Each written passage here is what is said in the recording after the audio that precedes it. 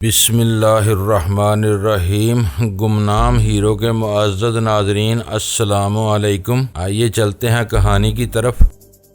میں راس المیڈا کو زندہ گرفتاری کو ترجیح دوں گا۔ میں نے کہا ہمارے بہت سے سوالوں کے جواب وہی دے سکے گا۔ وہ مارا گیا تو اس کی راز اسی کے ساتھ کہیں دفن ہو جائیں گے۔ میں خود بھی یہی چاہتا ہوں، لیکن اسے زندہ پکڑنے کی فکر میں ہم اسے مارنے کا کوئی موقع ضائع نہیں کریں گے۔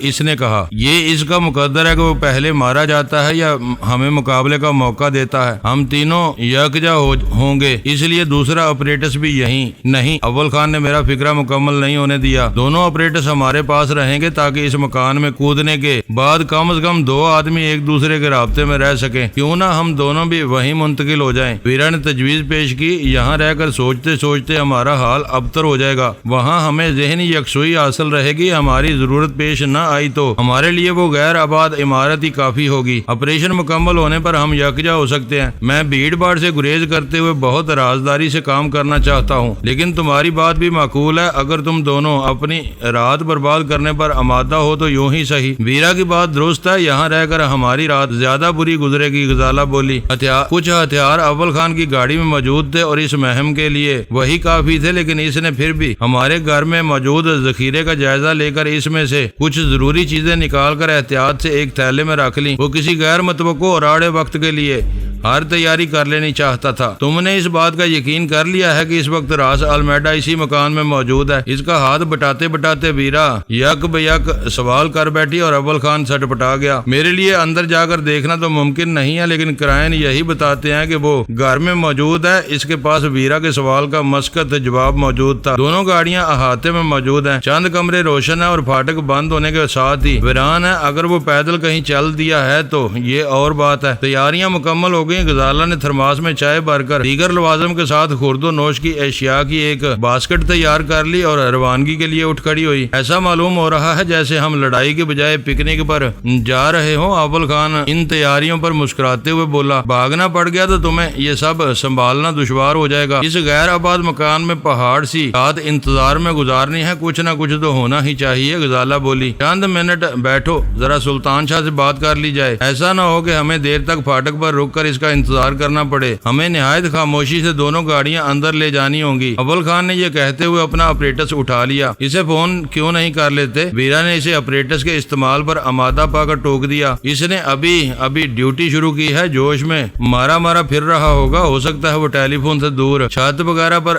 چڑھا ہوا ہو۔ آپریٹس پر اس سے آسانی سے بات ہو جائے گی۔ ایک calling for S operates on کر کے اول خان نے دوسری پر پیغام دیا تو جواب مل گیا۔ اس وقت میں چھت پر موجود ہوں۔ سلطان شاہ کی دبی دبی اور پرجوش آواز آئی، تھوڑی دیر پہلے ایک گورا برآمدے میں سے گزرا تھا۔ یہ سالے بہت بے شرم ہے۔ اس کے بدن پر ایک فٹ کا بس ایک نکر تھا۔ اس کے بعد سے ہر طرف سناٹے کا راج ہے۔ ادھر گورتے گورتے میری آنکھیں دکھنے لگی ہیں۔ فکر مت کرو، ہم سب وہیں آ رہے ہیں۔ اول خان نے اپنی ریسٹ واچ پر نظر ڈال کر کہا، اس وقت 9:45 بجے ہیں۔ ٹھیک 10:30 بجے تمہیں گیٹ پر ہونا چاہیے تاکہ ہم رکے بغیر دونوں گاڑیاں احاطے میں لا سکیں۔ تو کچھ ہونا ہے آج رات ہی کو ہو جائے گا۔ اس کے بعد تم دل کھول کر آرام کر سکو گے۔ ہو سکے تو تھرماس میں تھوڑی سی چائے لیتے آنا۔ اندھیرے اور تنہائی میں ابھی سے جمائیاں آنے لگی ہیں۔ سلطان شاہ کی فرمائش پر غزالہ کی گردن تن گئی۔ اس نے فخریہ انداز میں اول خان کی طرف دیکھا۔ اس نے سر جھکا کر جواب دیا، غزالہ نے پہلے ہی سب بندوبست کر لیا ہے۔ اگر وہاں کیسٹ بجانے کی آزادی ہوتی تو آج رات تمہیں وہاں پکنک کا مزہ آ جاتا۔ وقت یاد رکھنا، خدا حافظ۔ کشمیر روڈ پہنچنے کے لیے 45 منٹ کا وقت بہت کافی تھا، لیکن کالے پل سے گورا قبرستان تک کے راستے پر ٹریفک کی صورتحال ہر وقت غیر یقینی رہتی تھی۔ کبھی کبھی وہاں ٹریفک جام ہوتا تھا تو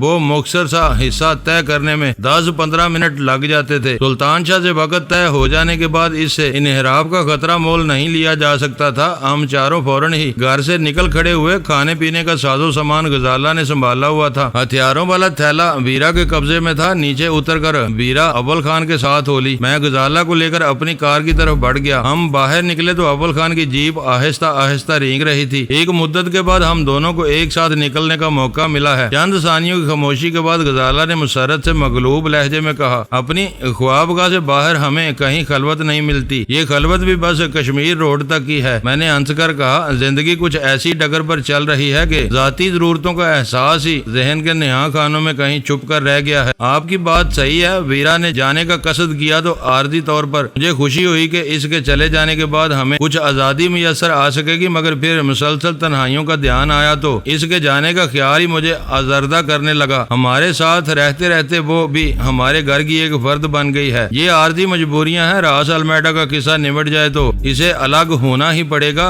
وہ دور رہنے سے آپس میں محبت کے رشتے زیادہ مضبوط ہو جاتے ہیں اور پھر یہ ہر وقت کی نوک جھونک بھی ذرا کم ہوگی۔ وہ مجھ سے باتیں کرتی رہی، کھلی ہوئی فضا میں سفر کرتے ہوئے۔ اس کا یوں بولنا میرے کانوں کو بہت بھلا لگ رہا تھا۔ وہ اپنی ایک بات ختم کرتی تو میں اسے چھیڑ دیتا اور وہ دوبارہ بولنے لگتی۔ اس وقت رات کو کرنگی کے سنتی علاقے سے نکلنے والے ٹرکوں اور ٹریلروں کا ہجوم نہیں تھا۔ ہمیں پورا راستہ صاف ملا اور ہم بہت آرام سے ڈرائیونگ کرتے ہوئے شارع فیصل پر نکل آئے۔ ہمارے پاس کچھ وقت باقی تھا، لیکن اس وقت رہنمائی اول خان کے ذمہ تھی۔ پورا قبرستان سے داہنی طرف مڑنے کے بعد پہلے سگنل سے ہم بائیں طرف گھوم کر سندھی مسلم ہاؤسنگ سوسائٹی والی سڑک پر بڑھے تو میں نے غزالہ کو اشارے سے اس گھر کے بارے میں بتایا جہاں اسرار نے راز المیڈا وغیرہ کی تصاویر لی تھی، اور بعد میں مارون کی لاش سمیت پولیس کے نرگے میں آنے سے بال بال بچا تھا۔ چوراہے پر ہم سست روی سے سنیکس بارز کے قریب سے گزرے تو میرے دل میں وہاں رکنے کی خواہش ہوئی۔ اول خان نے چوراہا چھوڑ دیا، لیکن پھر اس نے نیم تاریکی میں جیپ کنارے سے لگا کر روک لی۔ قابل نظروں کے ساتھ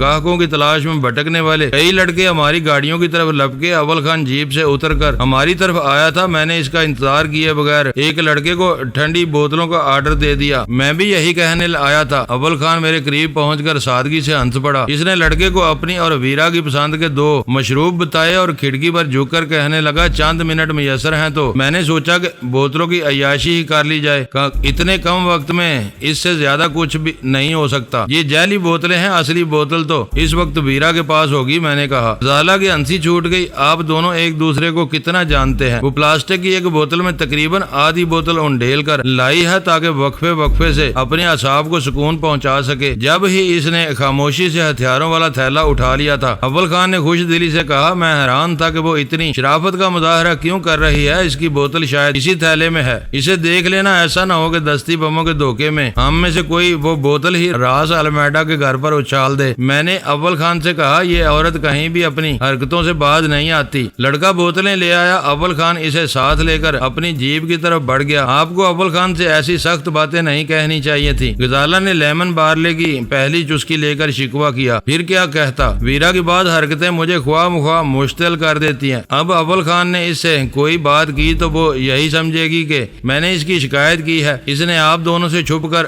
باورچی خانے میں وہ بوتل میرے سامنے بھری تھی۔ اتنی چھوٹی چھوٹی باتوں کی پرواہ کرو گی تو ویرا کے ساتھ گزارا مشکل ہو جائے گا۔ وہ شکایت کرنے والیوں میں سے نہیں ہے۔ اسے تمہاری کوئی بات بری لگے گی تو وہ پہلی فرصت میں اس کا بدلہ لے لے گی۔ بوتلیں خالی کرنے کے بعد میں نے میٹھے اور خوشبو والے پان منگوائے۔ رقم ادا کر کے ایک پان غزالہ کے منہ میں رکھا اور ہمارے مختصر سے سفر کا دوسرا مرحلہ شروع ہو گیا۔ کشمیر روڈ پر بنے ہوئے مکانات کی ایک بڑی خرابی ابتدا ہی سے میری نظروں میں تھی۔ مزار قائد کی طرف سے آنے والوں کو کسی بھی مکان کے پھاٹک پر پہنچنے کے لیے ایک چکر کاٹنا لازمی تھا۔ صرف سر سید روڈ اور علامہ اقبال روڈ کے سروں پر بنے ہوئے مکان اس خامی سے مبرہ تھے۔ اول خان نے درمیان سے کشمیر روڈ پر نکلنے کی بجائے براہ راست شہید ملت روڈ کی راہ اختیار کی تو مجھے مان لینا پڑا کہ وہ عقابی نگاہیں رکھتا تھا۔ اس علاقے کی وہ خامی اس کے علم میں تھی۔ وہ بہت سست روی سے گاڑی چلا کر وقت گزارتا رہا اور جب صرف 5 منٹ کا وقت باقی رہ گیا تو اس نے رفتار قدرے بڑھا دی تھی۔ ہماری دونوں گاڑیاں جیل کے چوراہے کے سرے سے ہی کشمیر روڈ پر آ گئی۔ اول خان کے بیان کے مطابق میں نے راس المیڈا کے جس مکان کا تعین کیا تھا، اسے تیسرے مکان کے پھاٹک کے سامنے اول خان نے اپنی جیپ بائیں طرف گھما لی۔ تانشاہ شاید گیٹ کی کسی جوری سے آنکھ لگائے ہماری آمد کا منتظر تھا۔ اس نے اتنی پھرتی سے گیٹ کھولا کہ اول خان بریک پیڈل پر پیر رکھے بغیر جیپ کو اس مکان کے احاطے میں لیتا چلا گیا۔ میں نے بھی اس کی تقلید کی۔ ہم دونوں نے گاڑیاں موڑتے ہی تمام روشنیاں گل کر دی تھی کہ کہیں ان کا انعکاس برابر والوں کی توجہ کا مرکز نہ بن جائے۔ انجن بند کر کے میں گاڑی سے نیچے اترا تو سلطان شاہ پھاٹک بند کر چکا تھا۔ گور اندھیرے میں ڈوبی ہوئی وہ پرانی سی عمارت 2 منزلہ تھی۔ اس اعتبار سے اس کی چھت چھت خاصی بلند تھی۔ اگر سلطان شاہ وہاں سے نگرانی کرتا رہا تھا تو خاصا بڑا علاقہ اس کی نظروں میں رہا ہوگا۔ ابھی تک سب خیریت ہے؟ ہم پانچوں کے یکجا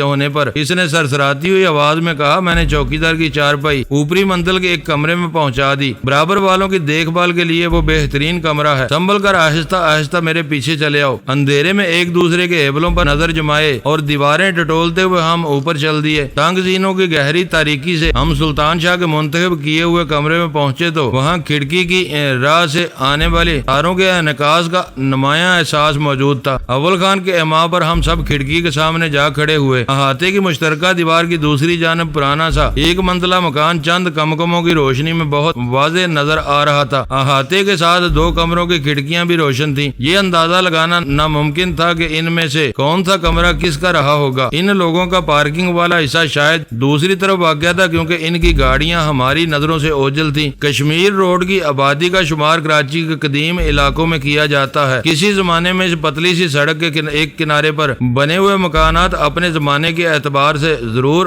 منفرد اور یکتا رہے ہوں گے، لیکن برسوں کے سرد و گرم سے گزرنے کے بعد ان میں سے بیشتر مکانات کہنگی کا شکار ہونے لگے تھے۔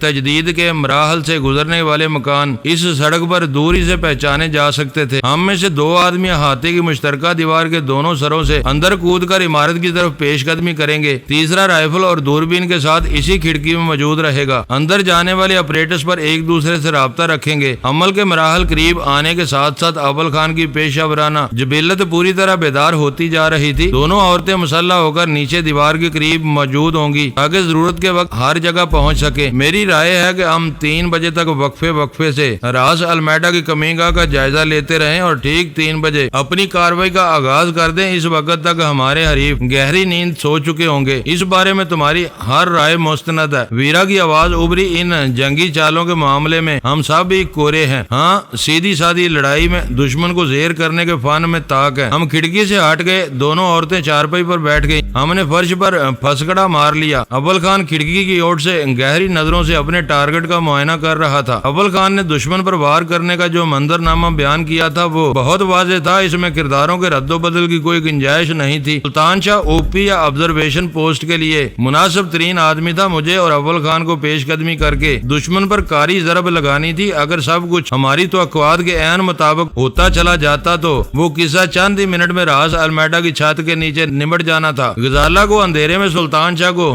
چائے دیتے ہوئے خاصی خفت کا سامنا کرنا پڑا۔ روشن فلیٹ میں بیٹھ کر تیاریاں کرتے ہوئے وہ تاریکی کے مسائل کا ادراک ہی نہیں کر سکی تھی اور پوری باسکٹ بھر لائی تھی۔ وہاں اہتمام، تکلف اور ترجیحات کا کوئی سوال ہی پیدا نہیں ہوتا تھا۔ فضا میں گرم گرم چائے کی خوشگوار بو مہکی تو ایک ایک کر کے سب بھی سلطان شاہ کے شریک ہو گئے۔ تازہ ہوا کی آمد و رفت کے لیے اس کمرے کی کھڑکیاں کھلی ہوئی تھیں۔ ہوا کے دوش پر آوازوں کے سفر کے خیال سے سب ہی دھیمی آوازوں میں حسب توفیق اظہار خیال کر رہے تھے اور قسمت سے میسر آنے والی اس بے سر و سامان رات کو یادگار بنانے کی کوشش کر رہے تھے۔ اس منزل پر 3 باتھ روم ہے۔ سلطان شاہ نے سب کو مطلع کرنا ضروری سمجھا۔ مکان کے انتہائی سرے والا باتھ روم بہت بہتر اور محفوظ ہے۔ دروازہ بند کرنے کے بعد بتی جلا لی جائے تو اس طرف پتہ بھی نہیں چلتا۔ ہم سب باری باری دوربین سے پڑوس کی عمارت کا جائزہ لیتے رہے، لیکن 12 بجے تک وہاں کوئی تبدیلی رونما نہیں ہوئی۔ روشنیوں سے لے کر سناٹے تک ہر چیز جوں کی توں تھی۔ اول خان نے اگلے مشاہدے کے لیے اٹھتے ہی اطلاع دی کہ دونوں کمروں کی روشنیاں گل کر دی گئی تھی، مگر احاطے میں بدستور روشنی پھیلی ہوئی تھی۔ یہ اچھی بات تھی کہ ان لوگوں نے 12 بجے سے سونے کی کوشش کا آغاز کر دیا تھا۔ 3 بجے تک ان پر اتنی گہری نیند کا غلبہ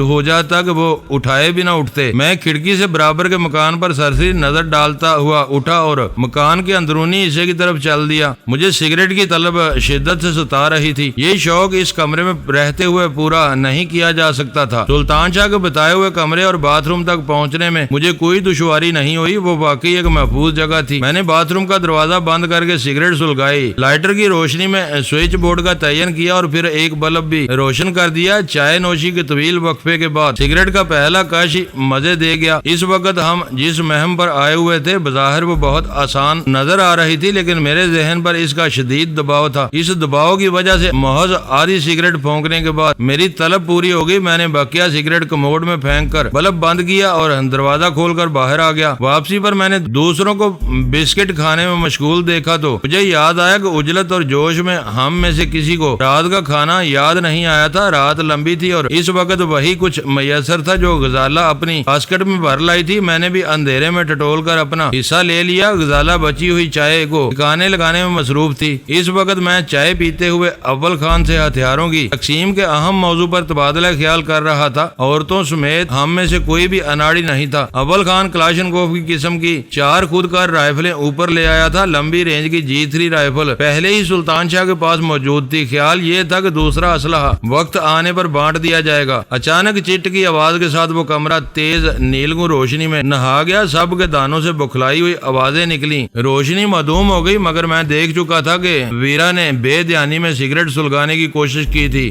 بند کرو یہ بےہودگی۔ روشنی معدوم ہونے سے لمحہ بھر پہلے میں گھرا کر ویرا کی طرف جھپٹا۔ میرا ہاتھ اس کے ہاتھ سے ٹکرایا ہوا اس کے منہ پر پڑا اور لائٹر ایک چھناکے سے ننگے فرش پر گر گیا۔ میرا وہ رد عمل اس قدر اضطراری اور تیز تھا کہ دوبارہ اندھیرا ہو جانے کے باوجود میں اپنا ہاتھ نہیں روک سکا۔ یہ کیا کیا تم نے؟ سلطان شاہ ملامت امیز لہجے میں کہہ رہا تھا۔ اتنی روشنی تو میلوں دور تک دیکھی گئی ہوگی۔ سوری، اندھیرے میں ویرا کی بھرائی ہوئی آواز ابھری۔ میں تم سب سے شرمندہ ہوں۔ بے خیالی میں مجھ سے ایک سنگین حماقت سرزد ہوئی۔ ڈینی نے میرے منہ پر پڑ مار کر مجھے بالکل مناسب سزا دی ہے۔ وہ تھپڑ نہیں تھا، میں تیز سرگوشیانہ گراہٹ میں بولا۔ میں تمہارے ہاتھ سے جلتا ہوا لائٹر گرانا چاہ رہا تھا۔ تھوڑی دیر پہلے میں اندر والے باتھ روم میں بند ہو کر اپنا یہی شوق پورا کرنے گیا تھا۔ اندھیرے میں تمہارا ہاتھ تھپڑ بن کر میرے منہ پر پڑا ہے، لیکن اس میں تمہارا نہیں، میرا اپنا قصور ہے۔ گڑبڑ ہو گئی، انہوں نے ہاتھے کی روشنیاں بھی بجھا دی ہیں۔ اب پورا مکان اندھیرے میں ڈوبا ہوا ہے۔ اول خان کی آواز میں اضطراب نمایاں تھا۔ اس وقت وہ دیوار کی اوٹ میں دبک کر کھڑکی کے ایک سرے سے راس المیڈا کے گھر کی طرف جھانک رہا تھا۔ سب نے ادھر ادھر دبک کر دیکھا۔ چند منٹ پہلے روشن نظر آنے والا احاطہ تاریک پڑا ہوا تھا۔ معلوم ہوتا ہے وہ لوگ سوئے نہیں، جاگ رہے ہیں، اور انہوں نے ویرا کے لائٹر کی روشنی دیکھ لی ہے۔ سلطان شاہ نے کہا، یہ بہت برا ہوا۔ ویرا کی آواز سے پشیمانی متراشا تھی۔ روشنی کی وجہ سے انہیں صبح ہو گیا ہے کہ تو اب بنا بنایا کھیل بگڑ سکتا ہے۔ میں نے اپنا پورا پیکٹ مسل ڈالا، لیکن میں گزرے ہوئے لمحوں کو کسی طرح واپس نہیں لا سکتی۔ تم اس تاریک احاطے میں کڑی نظر رکھو، اول خان نے سلطان شاہ سے کہا۔ پھر وہ کھڑکی چھوڑ کر ہمارے درمیان آ گیا۔ جو ہونا تھا وہ ہو گیا، اب اس پر پچھتانا بے سود ہے۔ ہمیں وقت گزارنے کی بجائے اسی وقت حلہ بول دینا چاہیے۔ بدلے ہوئے حالات میں سلطان شاہ کو بھی ہماری ساتھ چلنا ہوگا۔ وہ کیوں؟ یہ سوال ویرا نے کیا تھا۔ کیا تم تینوں ہی ان کے احاطے میں کودو گے؟ نہیں، بے خبری میں حملہ ہوتا تو مقابلہ ان کے گھر میں ہوتا۔ اب وہ خطرہ بھانپ کر ہوشیار ہو چکے ہیں، کسی بھی آہٹ پر وہ پچھلی گلی سے فرار ہونے کی کوشش کر سکتے ہیں۔ سلطان شاہ کو اس گلی میں جانا ہوگا، اس کی جگہ نگرانی کا کام تم سنبھالو گی۔ انہوں نے سڑک کا رخ کیا تو غزالہ انہیں روکے گی۔ ہم پانچوں کو اپنی اپنی جگہ مستعد رہنا ہوگا۔ کچھ پتا نہیں کہ وہ بھڑکے ہوئے بیڑیے کدھر کا رخ کر بیٹھے۔ اول خان نے کہا، میری حماقت کی وجہ سے سلطان شاہ کی جگہ تبدیل نہیں ہوگی، وہ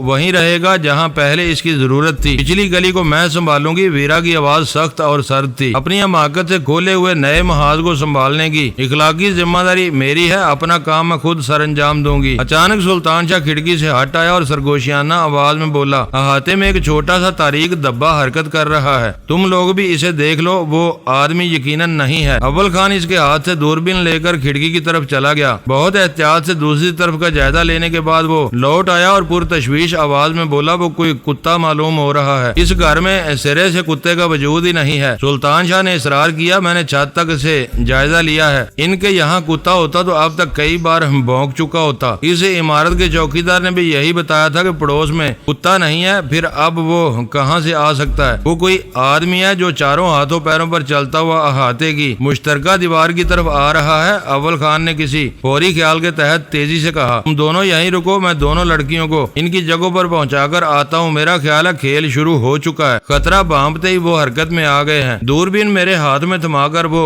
بہت تیزی سے باہر نکلتا چلا گیا۔ ویرا اور غزالہ نے اپنی خود کار رائفلوں اور بھرے ہوئے فاضل میگزینوں کے ساتھ اس کی تقلید کی۔ اول خان مستقل مزاج اور حوصلہ مند ہونے کے باوجود حالات کی اس کایا پلٹ پر سخت دل برداشتہ نظر آ رہا تھا۔ ویرا کی موجودگی کی وجہ سے اس نے کوئی تلخ ترش فکرہ نہیں کہا تھا، لیکن میں اس کی دلی کیفیت کو اچھی طرح سمجھ رہا تھا۔ اس وقت وہ ایک ایسا کمانڈر تھا جس کے ایک سپاہی کی نادانستہ لغزش سے پورا سفینہ غرق ہونے کا سنگین خطرہ پیدا ہو چکا تھا۔ اس کے جاتے ہی میں دوربین اپنی آنکھوں سے لگا کر پڑوس کے تاریک احاطے کا جائزہ لینے لگا، لیکن وہاں ہر طرف گہری اور یکساں تاریکی کا راج تھا۔ مجھے کوئی تحرک دبا نظر نہیں آ سکا۔ وہاں تو کچھ بھی نہیں ہے، میں نے اشتباہ آمیز لہجے میں کہا۔ ایسا تو نہیں کہ پڑے ہوئے حیجان کی وجہ سے تم دونوں دونوں کو نظر کا دھوکا ہوا ہو۔ وہ شخص چاروں ہاتھ پیروں پر وہاں رمبا سمبا نہیں ناچ رہا تھا جو اب تک وہیں نظر آتا۔ میرے سوال پر سلطان شاہ چڑ کر بولا، وہ احاطے کی دیوار تک آ رہا تھا اور اب آ چکا ہوگا۔ ایک وقت میں دو آدمیوں کو ایک جیسا فریبے نظر نہیں ہو سکتا۔ بیرا کی بچی نے ہماری ساری محنت برباد کر دی ہے۔ چند ہی سیکنڈ گزرے تھے کہ فضا کے گہرے سکوت میں ٹن کی ایک تیز آواز گونج اٹھی، دیکھو یہ ہماری کسی گاڑی کی چھت پر کنکر گرنے کی آواز ہے۔ سلطان شاہ نے ہجانی لہجے میں کہا، وہ جو کوئی بھی ہے دیوار کے سائے سے کنکر اچھال کر ہماری طرف کے رد عمل کا اندازہ لگانا چاہ رہا ہے۔ ٹن کی یہ آواز اس کے شبہات کو تقویت دے گی کہ ادھر کوئی داتی چیز موجود ہے۔ چند ثانیوں بعد دوبارہ ٹن کی وہی آواز ابھری اور سلطان شاہ کے شبہ کی تصدیق ہو گئی۔ ہمارا کوئی حریف دوبارہ اسی مقام پر کنکر پھینک کر کسی نتیجے پر پہنچنے کی کوشش کر رہا تھا۔ اول خان اندھیرے میں پنجوں کے بل تقریباً دوڑتا ہوا اوپر آیا اور ایک اپریٹس مجھے دے کر بولا، دیوار کے پیچھے کوئی آ چکا ہے اور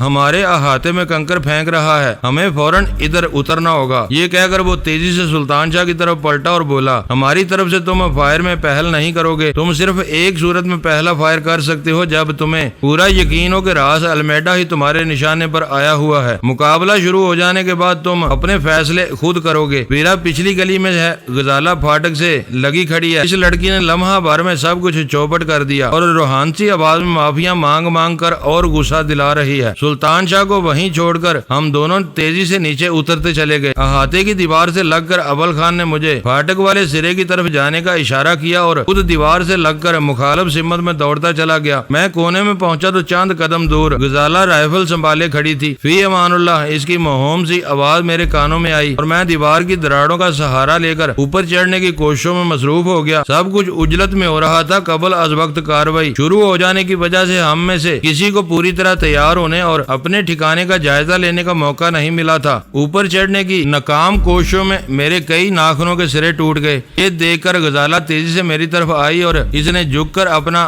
بایاں کندھا میری ٹانگوں کے سامنے کر دیا۔ میں نے ایک نظر اس کے نرم و نازک وجود کی طرف دیکھا اور مجھے اس پر ٹوٹ کر پیار آنے لگا۔ وقت گزر رہا تھا، میرے پاس کوئی متبادل راہ نہیں تھی۔ میں نے دیوار کا سہارا لے کر جوتوں سمیت اپنا سارا بوجھ اس کے شانوں پر منتقل کر دیا۔ میرے بوجھ سے اس کا بدن لرز اٹھا، پھر وہ اپنی پوری قوت مجتمع کر کے کانپتی ہوئی دھیمے دھیمے اٹھتی چلی گئی۔ مناسب بلندی میسر آتے ہی میں نے اچھل کر دیوار کے کنارے پکڑ لیے اور پھر کسی آبی جونک کی طرح دیوار سے چپک کر اوپر جا پہنچا۔ اسی وقت میری نگاہ اس ہیبلے پر پڑی جو راس المیڈا کے احاطے میں کسی چیز پر چڑھ کر دیوار سے دھڑ اوپر کی طرف نکالے شاید ہماری گاڑیوں کا جائزہ لے رہا تھا۔ اس کی جھلک دیکھتا ہوا میں اندر گھاس کے قطعے پر کود گیا اور پھر میں نے دیوار کے ساتھ ساتھ اس طرف دوڑنا شروع کر دیا جہاں دشمن کا ایک آدمی موجود تھا۔ وہ یقیناً وہی آدمی تھا جو کسی کتے کی طرح اپنے ہاتھوں اور پیروں پر چل کر دیوار تک پہنچا تھا اور پھر ہمارے احاطے میں وقفے وقفے سے کنکر پھینکتا جا رہا تھا۔ میں اسے اپنا پہلا شکار بنانے کا فیصلہ کر چکا تھا۔ میں بمشکل 10-12 گز ہی دوڑا تھا کہ مجھے دیوار کے پار جھانکنے والے کے قریب ایک اور ساکت سایہ نظر آ گیا جسے میں اس سے زیادہ تاریکی میں پہچان سکتا تھا۔ وہ مجھ سے پہلے اس شکار کو دیکھ چکا تھا اور شاید خاموشی سے اس کے نیچے اترنے کا انتظار کر رہا تھا۔ اس وقت تک جو کچھ بھی ہوتا رہا تھا مکمل خاموشی سے ہوا تھا۔ فضا پر بدستور ڈلتی رات کا گہرا اور خواب آور سکوت چھایا ہوا تھا۔ اول خان اپنے شکار کو نیچے گھسیٹ کر سکوت کے اس تسلسل کو توڑنا نہیں چاہتا تھا۔ وہ پہلے ہی ارادہ کر چکا تھا کہ اس مہم میں مکمل خاموشی اور رازداری سے کام لیا جائے گا۔ اسے جو کچھ دیکھنا تھا وہ اس نے دیکھ لیا تھا۔ وہ دیوار کے سہارے ٹکی ہوئی کسی چیز پر سے اچھل کر اندھیرے میں نیچے کودا اور اسی لمحے اول خان کا ایک بازو فضا میں بلند ہو کر غیبی ہتھوڑے کی طرح نیچے آیا۔ میرے کانوں میں دپ کی ایک بہت ہلکی سی آواز آئی اور دیوار سے نیچے آنے والا اپنے حلق سے کوئی آواز نکالے بغیر تیزی سے زمین پر ڈھیر ہو کر میری نظروں سے اوجھل ہو گیا۔ اول خان کو اپنے اس وار پر اتنا اعتماد تھا کہ اس نے وہاں رک کر اپنے شکار کا جائزہ لینے کی ضرورت بھی نہیں سمجھی اور دیوار کے ساتھ ساتھ دوڑتا ہوا واپس ہو لیا۔ ویل ڈن، میں نے دوڑتے دوڑتے اپریٹس پر کہا، تمہیں پہلا بے آواز شکار مبارک ہو۔ تم اس وقت کہاں ہو؟ اول خان کی ہانپتی ہوئی آواز آئی۔ اندر کودنے کے بعد میں بھی اس پر لپکا تھا مگر تم پہلے سے اس کے منتظر تھے۔ اب میں بھی واپس ہو رہا ہوں۔ وہ مقامی ہے اس لیے میں نے اسے صرف بے ہوش کیا ہے۔ گوروں نے شاید اسے پڑوس کی سنگن لینے کے لیے بھیجا تھا۔ اب برابر کا مقابلہ ہے، ہماری طرح وہ بھی دو رہ گئے ہیں۔ میں نے دل میں سوچا کہ اس وقت اول خان کی آخری ہدایت نے اس مقامی کی زندگی بچا لی ورنہ سلطان شاہ ایسی جلاہٹ میں مبتلا تھا کہ دیوار سے اس کا سر ابھرتا دیکھ کر فوراً ہی گولی چلا دیتا۔ ہالٹ! اس رات کے سناٹے میں وہ پہلی آواز تھی جو کسی بھی طرف سے نکالی گئی لب و لہجہ غیر ملکی تھا، مگر وہ راس المیڈا کی سرد بھاری اور سپاٹ آواز نہیں تھی۔ اس نے آواز بدل لی ہو تو یہ اندازہ غلط ہو جاتا تھا۔ آواز اندھیرے میں سے آئی تھی، مجھے اندازہ نہیں ہو سکا کہ اسے للکارا گیا تھا۔ میں دوڑتا ہی رہا۔ اچانک پہلا فائر ہوا، وہ بڑے بور کے کسی ہتھیار کا ہولناک دھماکہ تھا۔ فضا لرز اٹھی، اندھیرے میں فائر کی چمک اور پھر سرمئی دھوئیں سے میں نے فائر کرنے والے کی پوزیشن دیکھ لی۔ اس نے فائر میری بجائے اول خان کی طرف کیا تھا۔ میں نے رک کر اس سمت میں ایک ہلکا سا برسٹ فائر کر دیا۔ فائرنگ کے شور میں شیشے ٹوٹنے کی بے شمار آوازیں بھی شامل ہو گئیں، لیکن میرے حریف کا بال بھی بیکا نہیں ہوا۔ شاید اس نے کسی پیشہ ور لڑاکا کی طرح فائر کرتے ہی اپنی پوزیشن بدل لی تھی۔ پھر یکے بعد دیگرے احاطے کی متعدد بتیاں روشن ہوتی چلی گئی۔ وہ بہت بھیانک صورتحال تھی۔ جب تک دونوں فریق اندھیرے کی پناہ میں تھے، وہ تقدیر کی اندھی لڑائی تھی، لیکن احاطہ روشن ہونے کے بعد ہماری پوزیشن مخدوش ہو چکی تھی۔ وہ اندھیرے میں سے ہمیں دیکھ سکتا تھا، ہم اسے دیکھنے سے قاصر تھے۔ روشنی ہو گئی، میں ایش کر رہا ہوں۔ آپریٹرز پر یہ کہتے ہوئے میں نے اپنی پوری قوت ٹانگوں میں سمیٹی اور احاطے کی دیوار سے عمارت کی طرف دوڑ لگا دی۔ وہ فاصلہ خاصا طویل تھا۔ میں گولی سے بال بال بچ کر عمارت تک پہنچ چکا ہوں اور اندر گھسنے کا راستہ تلاش کر رہا ہوں۔ اول خان کی طرف سے فوراً ہی جواب آ گیا۔ ہم دونوں کے آپریٹرز ابتدا سے ہی مسلسل آن تھے۔ مجھے مختصر ترین وقت میں طویل کھلا فاصلہ طے کرنا تھا۔ اندر کسی کے دوڑتے ہوئے قدموں کی تیز دمک گونجنے لگی۔ پے در پہ کئی گولیاں چلیں۔ میری سمت محفوظ تھی۔ میں آسانی سے عمارت تک پہنچ گیا اور دیوار سے اپنی پشت ٹکا کر ہانپنے لگا۔ یوں محسوس ہو رہا تھا جیسے میرے پھیپھڑوں میں موجود ساری آکسیجن ختم ہو چکی ہو۔ تیز تیز سانس لینے کے باوجود میرا دم گھٹا جا رہا تھا۔ شاید میں نے اپنی زندگی میں کبھی اتنی تیز دوڑ نہیں لگائی تھی۔ فضا میں اچانک ایک برسٹ چلا۔ وہ یقیناً اول خان تھا۔ جواب میں دو دھماکے ہوئے۔ تم خیریت سے ہو؟ میں نے چڑھتے ہوئے سانسوں کے درمیان بدقت تمام پوچھا۔ معزز ناظرین، لائک کریں، شیئر کریں اور کمنٹس باکس میں پاک آرمی زندہ باد، پاکستان پائندہ باد کا نعرہ ضرور درج کر کے اپنے ملک پر فخر کریں اور پاکستان کی بنیادیں مضبوط کرنے میں اپنا کردار ادا کریں۔ ویڈیو دیکھنے کا شکریہ۔ معزز ناظرین، اپنا خیال رکھیے گا اور ہمارے چینل کا بھی۔ ISI پاک آرمی زندہ باد، پاکستان پائندہ باد۔